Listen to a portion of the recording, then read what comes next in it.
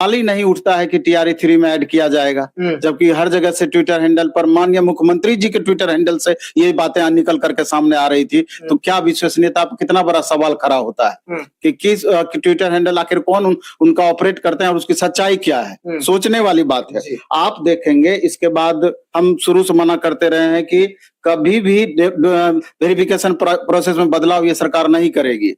इसलिए नहीं करेगी कि इसके माध्यम से इनका सीट का बचत होता है। वन कैंडिडेट वन रिजल्ट वाली बात ये नहीं मानेगी, डोमिसाइल वाली बात नहीं मानेगी। एक सिरे से इन सारी बातों को नकारा गया। इसका साफ मतलब है कि वन कैंडिडेट वन रिजल्ट और वेरिफिकेशन प्रोसेस में बदलाव, ये दो महत्वपूर्ण ऐसे चीज हैं जिससे कि 35% सीट इसी से बचाया जाता है। यानी 87,000 समथिंग है, आप उसका 35% कर लीजिए, 25 से 30,000 वैकेंसी को अगली टीआरई 4 में सिर्फ इससे ऐड किया जाएगा। बचाने का उपाय कर लिए पूरी तरीके से पहले से ये उपाय, हम तो शुरू से हल्ला करते रहे हैं, कितना हमको परेशानी भी होता है इस हल्ला करने के कारण, लेकिन फिर भी जो सच्चाई है वो हम बोलेंगे ही, इसके लिए जो भी हो जाए। इसके बाद टीआरई 1 टीआरई 2 में देखे कि इतनी वैकेंसियां अपग्रेड हो रही थी, मतलब बची हुई वैकेंसियां थी जिसको जोड़ने की बात कही जा रही थी।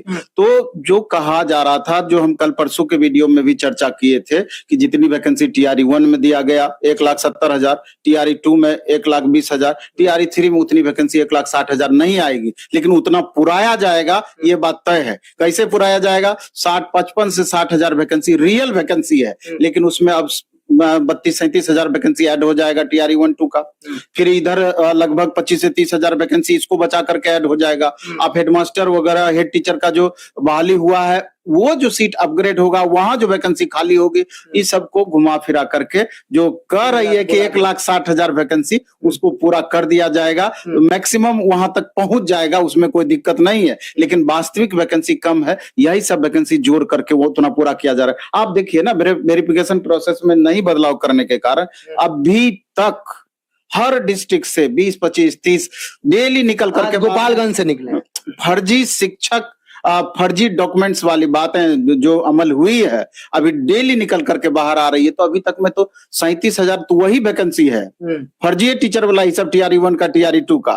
तो इस बार भी फिर टीआरई 3 में अच्छी खासी संख्या गेन होना है खाली इसके माध्यम से, तो वो 1,60,000 पूरी हो जाएगी, कहीं कोई दिक्कत वाली बात नहीं है। अब टीआरई डोमिसाइल वाली बात भी एक सिरे से, चाहे ये जो वर्तमान गवर्नमेंट है उनके जो प्रवक्ता लोग हैं, वो महानुभाव लोग पहले से क्लियर कर दिए हैं, किसी भी परिस्थिति में डोमिसाइल नहीं होगा, वो नहीं ही होना है, वो बात तो तय है। अब बच्चे उस क्वेश्चन को भी उठाना बंद कर दिए हैं धीरे धीरे। आप देखिए ना, जैसे अब रूल क्या होना चाहिए, मेरे हिसाब से तो अगर कोई भी आरक्षण आप दे रहे हैं तो वो लोकल स्टेट का आरक्षण होना चाहिए, चाहे वो विकलांग कैटेगरी का हो, चाहे वो महिला कैटेगरी का हो। अब बिहार की महिला यूआर फीमेल में टीआरई 1 में भी आरटीआई क्लियर है, टीआरई 2 में भी आरटीआई क्लियर है। बिहार फीमेल में अदर स्टेट के फीमेल को रिजर्वेशन का लाभ दिया गया।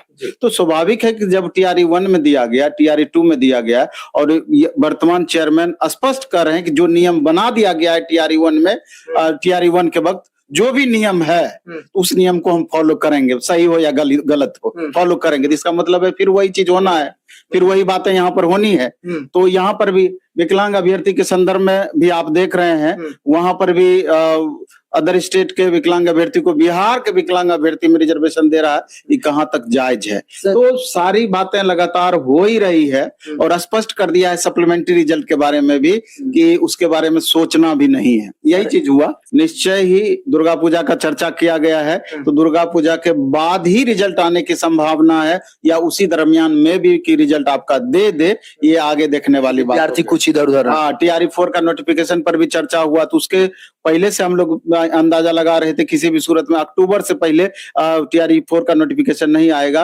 अब तो लगता है अक्टूबर, हो सकता है नवंबर भी चला जाए, लेकिन फरवरी में निश्चित रूप से एग्जाम ले लेगी।